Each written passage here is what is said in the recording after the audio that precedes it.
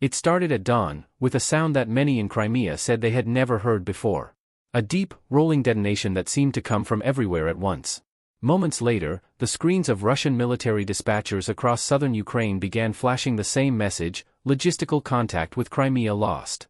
Within minutes, satellite images confirmed what Moscow had feared for months but refused to believe possible: the land bridge connecting Russia to the occupied peninsula was gone. Entire sections of the highway between Melitopol and Chongar had been obliterated.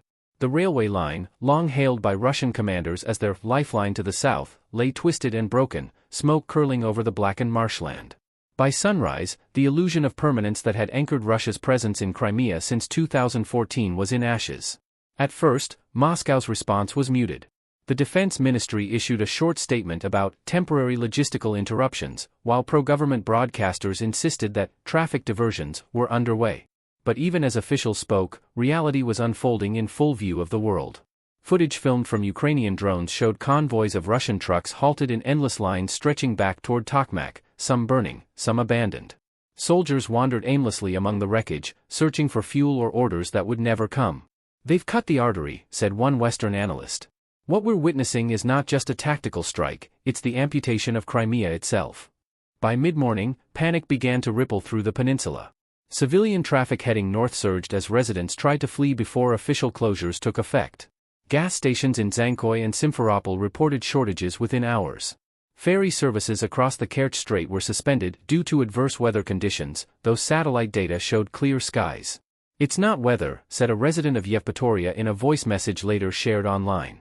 "They're closing everything. No one can leave." Videos from inside Crimea showed columns of cars snaking toward Russian checkpoints, where soldiers struggled to maintain order. Rumors spread that Ukrainian forces had advanced closer than anyone expected, that drones were circling overhead, that the peninsula could be fully encircled within days. None of it could be verified, but the fear itself had become reality. Inside the Kremlin, sources described a scene of disbelief.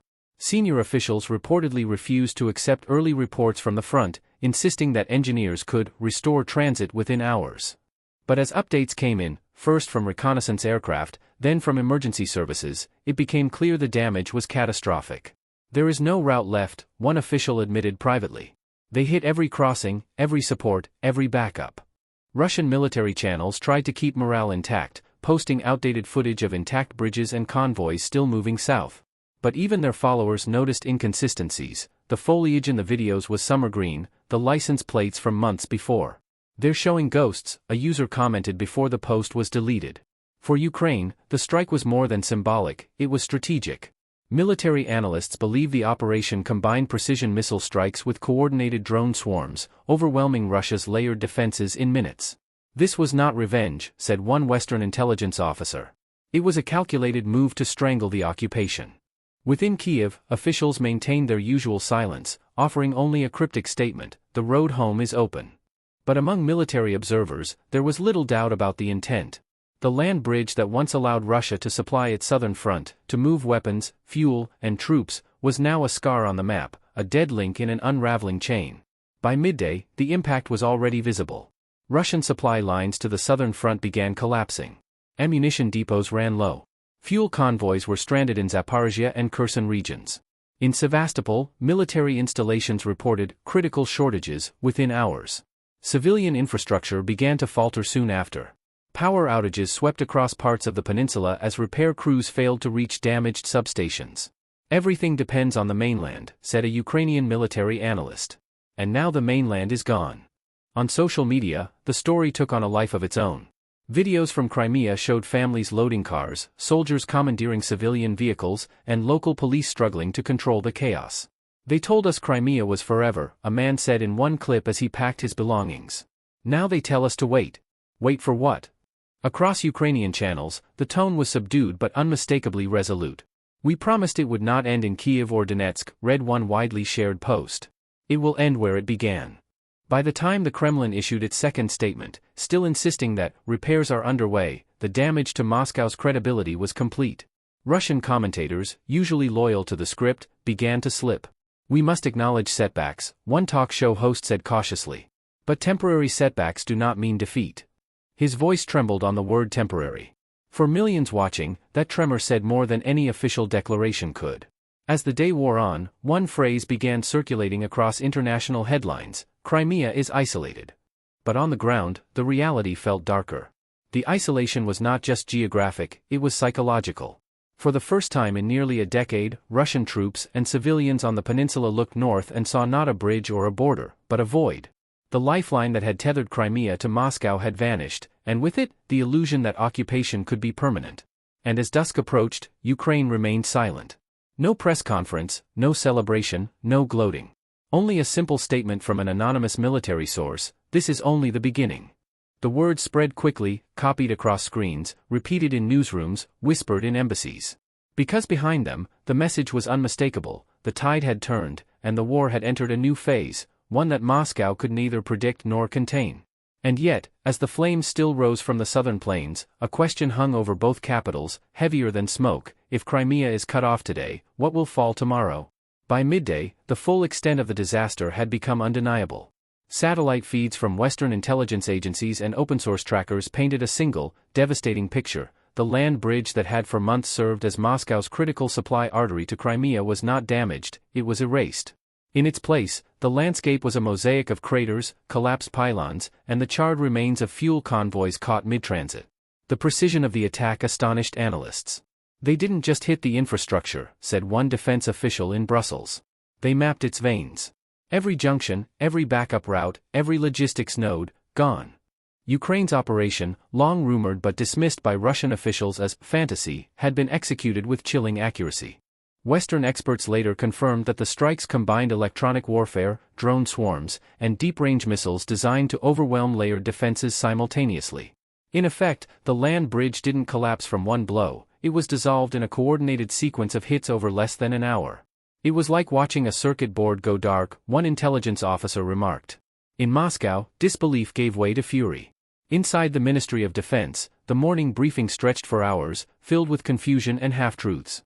No one could explain how such a heavily fortified zone could vanish overnight. "They built those corridors as if they were permanent," said a military analyst from St. Petersburg. But permanence is an illusion. The Ukrainians just proved it. Russian media scrambled to control the narrative, cycling through versions: first sabotage, then weather, then precision strikes by NATO-backed extremists. None of them held. Videos from the ground continued to emerge despite efforts to block them. Drone footage showed a line of Russian military trucks stretching endlessly north of Melitopol, their drivers standing helplessly beside fuel tanks leaking into scorched soil. "We've been told to wait for orders," one soldier said in a voice message intercepted by Ukrainian monitors. But no one answers. The command is silent. Across Crimea itself, that silence had become suffocating. Fuel reserves were draining rapidly, and by noon, petrol stations began rationing supplies. Only military vehicles, read hastily printed signs taped to pumps. In Simferopol and Sevastopol, public transport ground to a halt as buses ran out of fuel. The peninsula's carefully maintained calm, the one Moscow had spent years curating through propaganda and subsidies, was unraveling in real time. "We used to believe we were protected," said a teacher interviewed anonymously through encrypted channels. "Now it feels like we're surrounded." The psychological shift was immediate and irreversible. For years, Crimean residents had lived in a kind of suspended reality, halfway between Russian triumph and Ukrainian exile. The destruction of the land bridge erased that illusion. "This is the moment when denial meets geography," a Kiev-based political scientist observed. "You can't argue with broken concrete." Western analysts watching the situation unfold noted that Moscow's logistical nightmare extended far beyond Crimea. The land bridge had been more than a route, it was the spinal cord of Russia's southern military campaign. Ammunition, fuel, and reinforcements all flowed through it. Now, every Russian garrison from Tokmak to Dzhankoy was cut off. "They've turned Crimea into a pocket," one British defense official said. "Not encircled yet, but functionally isolated." As the hours passed, reports emerged of Russian units retreating chaotically northward, abandoning equipment and burning supplies to prevent their capture. By late afternoon, local residents filmed the first signs of military withdrawal from parts of northern Crimea. "They're leaving," one man whispered in a clip shared online. "Not regrouping, leaving." Inside Ukraine, officials maintained deliberate silence. No triumphalism, no televised speeches. The Ministry of Defense issued only one cryptic statement: "Operations are continuing according to plan." But within diplomatic circles, sources confirmed what many had already suspected: that this was part of a broader campaign to fracture Russia's grip on the south before winter. "They're reshaping the battlefield," said one European diplomat. "This isn't just about Crimea. It's about control of momentum." In Kiev, advisors close to the president described the moment as strategic realignment. The destruction of the land bridge, they said, was not an endpoint, it was an opening. For Moscow, however, the destruction was more than strategic, it was existential. The land bridge had been the physical manifestation of what the Kremlin called the New South, a region meant to symbolize the permanence of Russian expansion. Its collapse now carried a symbolic resonance that no amount of propaganda could erase. "Crimea was the crown jewel," said a former Russian diplomat now living abroad. "They built their entire story around it. And now the crown is slipping." Even among loyalist commentators, cracks appeared. Some began openly criticizing military leadership, questioning how a supposedly impregnable corridor could be vaporized without warning. "It's not sabotage," wrote one pro-war blogger with close ties to the military. "It's systemic rot. They thought they were building an empire. They were building ruins." The post was deleted within minutes, but not before it spread across Telegram channels. In Sevastopol, the panic took on a more visible form. Supermarkets emptied. Pharmacies locked their doors. Rumors of Ukrainian advances triggered waves of refugees heading north, though there was nowhere left to go. Ferry terminals, clogged with vehicles, closed abruptly after security incidents that officials refused to describe. "They told us to wait for updates," said a woman standing by the port, her voice breaking. But there are no updates. Just silence. Internationally, reactions were swift. In Brussels, the event was described as a defining moment in the war. In Washington, defense officials confirmed that Ukraine had achieved a significant operational breakthrough, though they refrained from elaborating on the methods. But in Moscow's diplomatic circles, panic replaced rhetoric. The Kremlin reportedly ordered ambassadors abroad to downplay speculation about the security of Crimea. Yet every conversation, every media question, circled back to the same point: if the land bridge was gone, what remained of Russia's claim to the peninsula? Back on the ground, the consequences deepened by the hour. With transport links severed, supply lines to Russian bases within Crimea began collapsing. Soldiers resorted to rationing ammunition and fuel, while communication lines between command centers and forward units fell silent. "They've cut us off completely," said a Russian officer in a leaked audio message later verified by Ukrainian intelligence. No orders, no backup, nothing. Within Ukrainian military circles, the operation was seen as more than a tactical victory, it was psychological warfare. "They've made Russia experience what Ukraine lived through for months," said one advisor in Kiev. "Isolation, exhaustion, uncertainty." By late afternoon, the first civilian convoys began moving north through makeshift routes, their progress slow and desperate. Families abandoned homes they had occupied since the annexation, unsure whether they would ever return. "They told us Crimea was forever," said one elderly man interviewed near the crossing at Armyansk. "Now even forever is temporary." As night approached, the peninsula sank into an uneasy quiet. Fuel stations were empty. Military trucks idled without direction. The only movement came from the sky, drone lights flickering above the horizon, tracing patterns too deliberate to ignore. "They're still watching," one local resident said, glancing upward. "They're waiting for what comes next." And indeed, what came next was already taking shape, because even as the dust settled on the shattered land bridge, something far greater was unfolding behind the scenes. For the Kremlin, the question was no longer how to repair the bridge, but how to repair the illusion that had defined its power for nearly a decade. And for Ukraine, the answer was clear: this was not the end of the operation, it was the beginning of Russia's reckoning. By the following morning, the destruction of the land bridge had evolved from a military event into a full-blown political earthquake. Moscow's attempts to contain the narrative had failed spectacularly. Despite censorship orders, satellite images, civilian videos, and intercepted communications were circulating globally, rendering official statements meaningless. The facade of control, carefully maintained since the annexation of 2014, was collapsing. For nearly a decade, Crimea had been the centerpiece of Russia's empire myth, the proof that expansion was destiny, that the state could redraw history by force. But with the land bridge gone, that myth was bleeding out in real time. "It's as if a nerve has been cut," said a Western intelligence analyst. "You can almost feel the shock reverberating through the Russian system." Inside the Kremlin, the atmosphere bordered on paralysis. According to sources close to the Security Council, the president had been briefed multiple times overnight, each report darker than the last. Military engineers estimated that reconstruction could take months, if not longer. Satellite relay systems confirmed that nearly all major supply arteries to the peninsula had been severed. Communications between field units in southern Ukraine and command posts in Rostov were fragmented. "We are not in control," one official admitted quietly. "We are managing the illusion of control." Attempts to reroute supplies through the Kerch Strait were equally disastrous. High winds and unexplained explosions along the rail line rendered the bridge unsafe for transit. "They don't just control the ground anymore," said a former Russian officer now living in exile. "They control the air, the timing, the psychology. It's a campaign of precision humiliation." On the ground, that humiliation took tangible form. In the towns of Henichesk and Chang'ar, Russian soldiers could be seen torching abandoned equipment, fearing Ukrainian drone surveillance. Convoys of civilian vehicles crowded the roads north, creating gridlock for kilometers.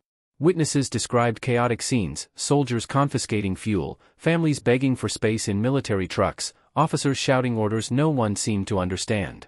"They look as lost as we are," one resident told a foreign reporter. "They've become refugees in their own war."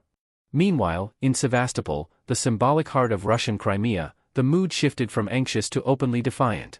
Local authorities attempted to project calm, broadcasting patriotic music and looping footage of naval ships in the harbor. But the silence between those broadcasts spoke volumes. People queued outside ATMs, withdrawing rubles that were rapidly losing value. Shops closed early. Gasoline was rationed to essential users. "It's the first time I've seen fear in their eyes," said a journalist who had been covering Crimea since the annexation. "The illusion of safety is gone. Everyone is realizing that Crimea isn't the fortress they thought, it's a trap." Kiev, for its part, remained deliberately silent. No official celebration, no grand announcements. Only the president's brief remark, offered with the restraint of a man who understood the magnitude of silence: "Every occupation ends where it began." Behind closed doors, however, Ukrainian officials acknowledged that the success of the operation had exceeded even their expectations. Intelligence intercepts showed that Russia's command structure in the south was effectively fragmented. Supply chains for fuel and ammunition had collapsed. More critically, morale among troops stationed in Crimea had plummeted. "They're isolated and they know it," said a Ukrainian military advisor. "That's more powerful than any missile." Western capitals followed the developments with cautious optimism. In Washington, analysts described the strike as a strategic realignment, signaling the beginning of a new phase of the conflict. In London, defense officials noted that the operation marked the first time Ukraine had successfully disrupted a critical Russian military corridor entirely inside occupied territory. "It's not just a blow to logistics," one expert said. "It's a psychological decapitation." Moscow's allies, meanwhile, watched uneasily. In Beijing, state media downplayed the event, while privately Chinese analysts expressed alarm at Russia's vulnerability. "The message is simple," one said. "The age of untouchability is over." By the afternoon, the Kremlin's propaganda machine shifted tactics, abandoning denial in favor of deflection. Official spokesmen began using the language of temporary retreat and tactical regrouping. State television aired emotional segments about heroic engineers working to restore the land bridge within days. But the images betrayed the words. Drone footage leaked by Ukrainian sources showed those same engineers digging through ruins under heavy artillery fire. "You can't rebuild what no longer exists," said one Western journalist in Kiev. "You can only pretend long enough to survive tomorrow's headlines." As the news spread, something rare began happening across Russian social media: open dissent. Not from opposition activists, but from military families, factory workers, and even former soldiers. "They told us Crimea was sacred," read one viral post from a mother whose son served in the region. "If it was sacred, why couldn't they protect it?" Another post, shared thousands of times before being deleted, was blunter: "Crimea was forever," they said. Forever lasted 9 years. Even prominent pro-war bloggers, usually the loudest voices of loyalty, began to fracture. One, known for his fierce patriotism, posted a single word: unthinkable. It became a trending hashtag before censors shut it down. On the peninsula, the disintegration of order accelerated. Russian command centers in Zankoy and Simferopol were reportedly evacuated. Civilian administrators fled north, leaving behind ghost offices filled with discarded paperwork and half-empty safes. Ukrainian intelligence sources claimed that several Russian officers had already contacted intermediaries seeking safe passage in exchange for information. "They're panicking," said one Ukrainian official. "They're trying to survive the collapse of their own command." Yet, amid the chaos, there was something more subtle and more dangerous unfolding: a moral reckoning. For years, Crimea had been used by the Kremlin as a symbol of unity, a rallying cry for patriotism. It was the promise that Russia could defy the world and win. Now, that promise lay in ruins. The loss of the bridge is not just physical, said a Russian sociologist speaking anonymously from Moscow. It's spiritual. It destroys the myth that kept people quiet. Across the country, whispers of disillusionment began to surface in unexpected places, in military academies, universities, and even local government offices. They've lost Crimea once, one political scientist noted. They can lose it again. And if they lose it again, they lose everything. As night fell, the once glittering coastline of Crimea lay in near darkness. Power outages spread, communications faltered, and the sound of aircraft, some Russian, some Ukrainian, echoed over the water. From the beaches of Yevpatoria to the military harbors of Sevastopol, people looked northward, toward the empty horizon where the land bridge once stood. It feels like the world has tilted, a resident said softly into a camera before the feed cut out. We don't know which way it's turning. Back in Moscow, the Kremlin faced a question it could no longer postpone. Could Crimea still be defended, or was it already gone in everything but name? They won't say it publicly, said a Western intelligence official, but internally, they know. The bridge is gone, and with it, the illusion that Russia's borders are where it says they are. The war had crossed a new threshold. And as dawn approached again, both sides understood one grim truth: once a bridge collapses, it can be rebuilt. But once a myth collapses, it cannot. By the next afternoon, the shock inside Russia had deepened into something darker, something closer to disbelief. The destruction of the Crimea land bridge was no longer simply a military failure, it had become a psychological crisis, tearing through Moscow's political hierarchy like a slow-moving earthquake. The Kremlin had built nearly a decade of national mythology upon that narrow corridor of road and rail, a structure that had symbolized unity, dominance, and permanence. Now, it was gone. The morning began with frantic meetings at the Ministry of Defense, as generals and engineers presented conflicting reports about the scale of the damage. According to sources close to the discussions, one official admitted that at least 80 kilometers of infrastructure had been rendered completely inoperable. Satellite imaging showed that entire sections of the highway had been vaporized, not just bombed. This is not sabotage, one engineer told his superior. This is dissection. His remark was stricken from the meeting transcript minutes later. The panic extended beyond the military sphere. Russia's energy ministry issued an emergency directive warning of severe logistical disruptions to southern fuel and power distribution. The bridge had not only connected armies, it had fed entire regions. Grain shipments from occupied Melitopol stopped overnight. Tankers destined for Crimea's refineries were rerouted, creating cascading shortages across the peninsula. Power grids that relied on mainland supplies flickered and failed. Even the Black Sea Fleet, stationed in Sevastopol, reported fuel rationing by the end of the day. They're running a war on fumes, said a Western defense analyst. Every liter of diesel they lose in Crimea tightens the noose around their own operations. But the technical losses were only half the story. Inside the Kremlin's political machine, confidence was disintegrating faster than the infrastructure itself.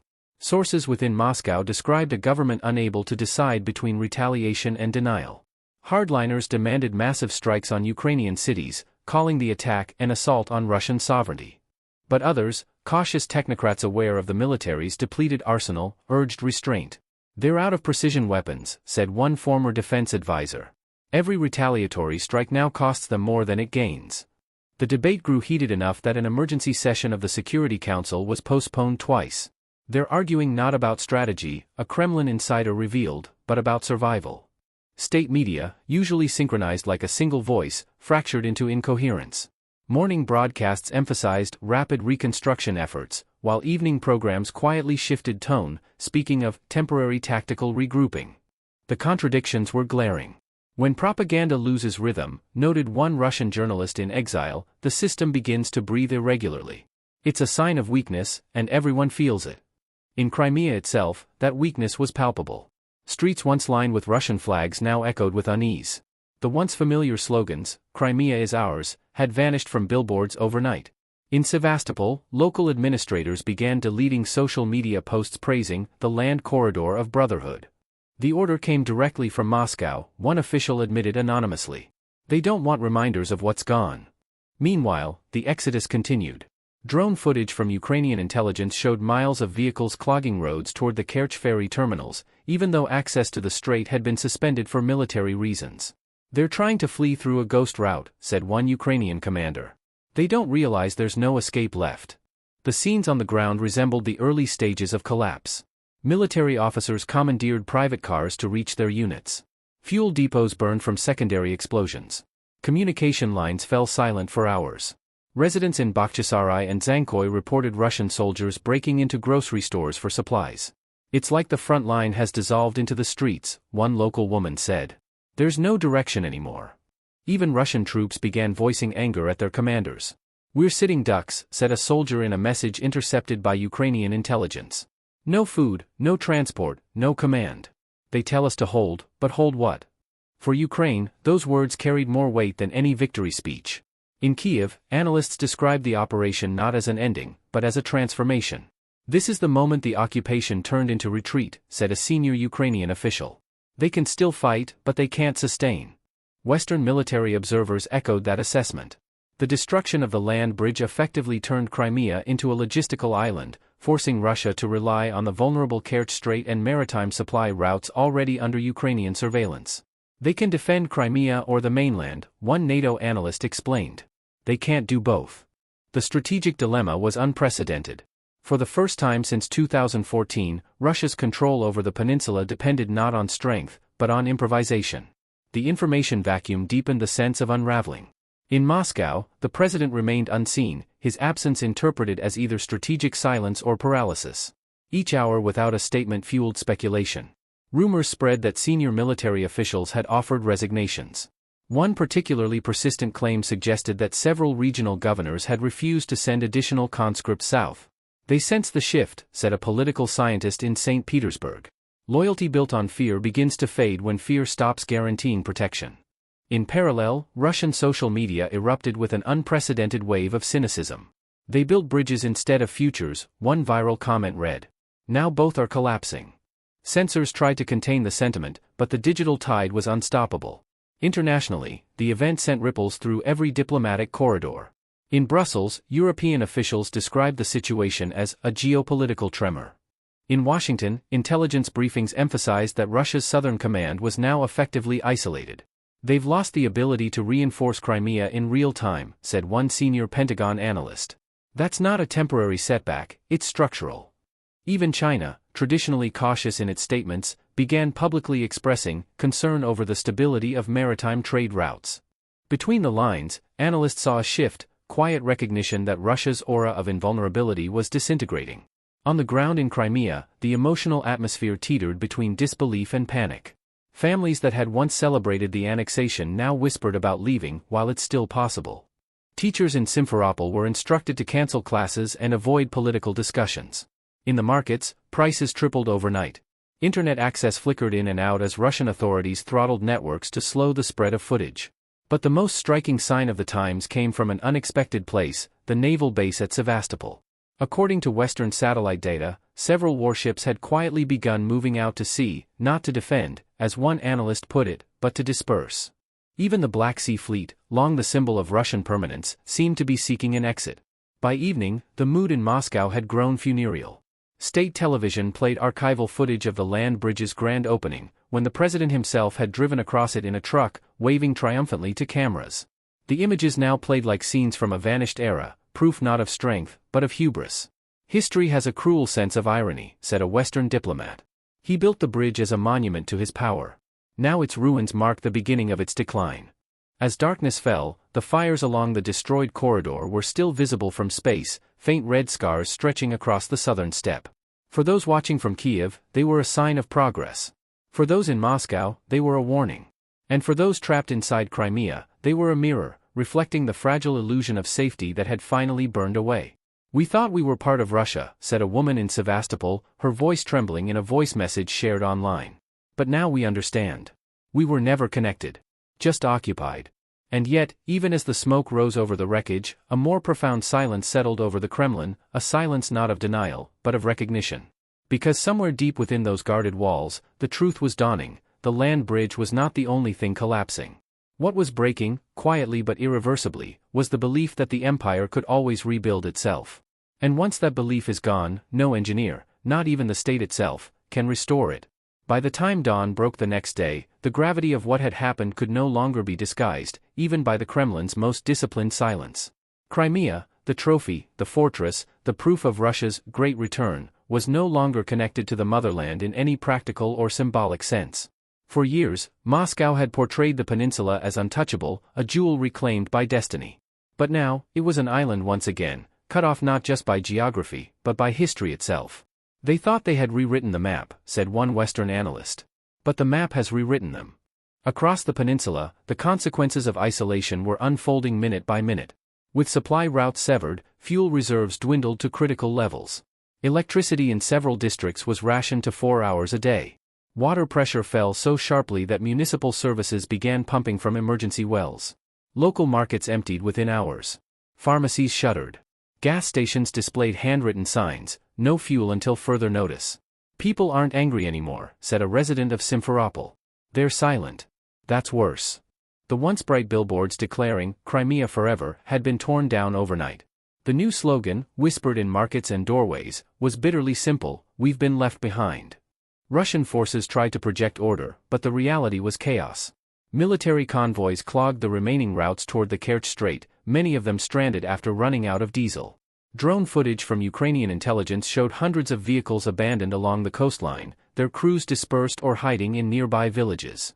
"They're running from a place they were once told to die for," said a Ukrainian official. "It's the clearest proof that something irreversible has begun."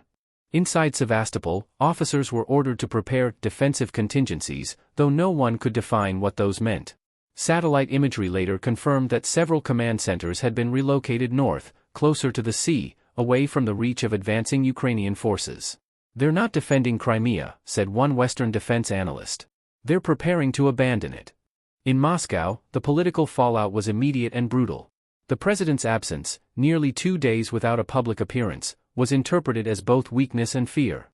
Within government circles, factions began quietly shifting blame. Some accused the military of incompetence, others accused the intelligence services of complacency. A handful of senior officials were reportedly dismissed, though the news never reached state television. "It's the beginning of the internal purge," a Kremlin insider told a European correspondent. "They're eating each other now." The mood inside the capital was a mixture of anger and disbelief. "The myth of control is broken," said a Moscow political analyst. "They spent years convincing people that Russia never retreats. Now they have to explain why Crimea is falling apart." On the evening news, the state's propaganda machine launched its most desperate campaign yet. Footage of construction crews repairing the land bridge, clearly recorded months earlier, was broadcast on loop. Patriotic songs blared over images of calm seas and smiling soldiers. But the illusion crumbled within minutes. Independent monitoring groups quickly geolocated the videos, exposing them as outdated. "They're showing ghosts," one Russian journalist in exile wrote. "Even their lies have run out of time." Online, the narrative shifted from disbelief to something darker. "We built this bridge on lies," read one viral post before being deleted. And lies don't hold weight. Internationally, the strike on the land bridge and its aftermath reshaped the entire perception of the war. Western intelligence agencies called it the most consequential single operation since the invasion began. In Brussels, analysts noted that Ukraine had not just dealt a military blow, but a symbolic one. Crimea was Russia's victory story, a European diplomat said. Now it's their humiliation.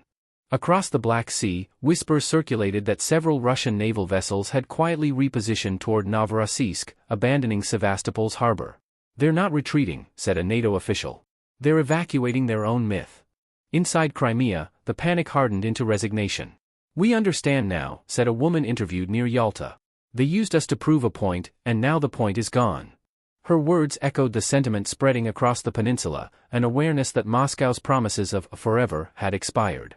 At checkpoints, soldiers spoke in hushed tones about orders to regroup.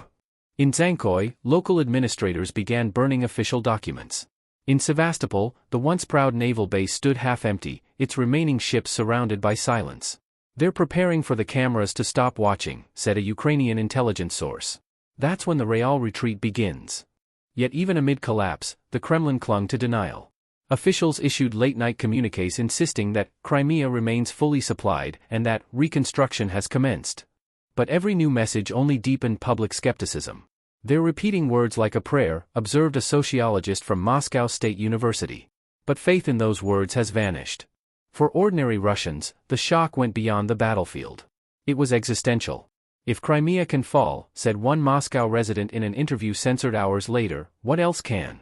The question reverberated through the capital, through the army, through every family that had sent sons south to fight for what they had been told was eternal. As Kiev remained silent, analysts began to piece together the broader picture. The destruction of the land bridge had not been a single act of vengeance, it was the opening move in a new strategic phase. Ukrainian operations were now systematically targeting the infrastructure of occupation, logistics, communications, and morale. They've learned that collapse doesn't start with explosions, said a Western military expert. It starts with doubt. That doubt was now spreading faster than any missile. Inside Russian command channels, intercepted communications revealed confusion and despair. No one knows who's in charge anymore, one officer said. We're not fighting for victory, we're fighting for direction. By late evening, Moscow finally broke its silence. The president appeared on television, his face pale, his tone forced. He spoke of temporary obstacles, of strategic patience, of the unbreakable unity of the Russian world. But behind the polished language, the fatigue was visible. His voice wavered on one line that seemed to admit more than it intended: we will rebuild what has been lost. For many watching, that single phrase marked the end of something larger than a bridge, it marked the end of illusion. Rebuild what? A viewer wrote on social media before the post was deleted. The land? The myth? Or the lie? Outside, Moscow's night air was unnervingly quiet. No traffic. No crowds. Only the distant hum of generators as neighborhoods braced for energy cuts. On the southern horizon, the faint orange glow of the Crimean fires still lingered, reflected on low clouds like a warning written across the sky. That's not the light of victory, a retired soldier told an independent outlet. That's the light of something ending. And so the day closed on a new reality, one that no amount of rhetoric could reverse. The war that had once expanded outward was now imploding inward, consuming the narratives that sustained it. The land bridge was gone, but so too was the invisible bridge that had connected the Kremlin to its people, the promise of control, permanence, and destiny. Empires don't fall in a single explosion, said a European historian. They fall in the silence after it. As dawn approached over the Black Sea, the smoke above Crimea began to thin, revealing a horizon stripped of certainty. The peninsula, once the symbol of Russian triumph, now stood as the monument of its undoing. And somewhere in that vast stillness, between the broken roads and the blackened earth, a new chapter was beginning, not of conquest, but of reckoning. The bridges were gone. What remained was the truth, and the long, cold distance between what Russia had built and what it had become.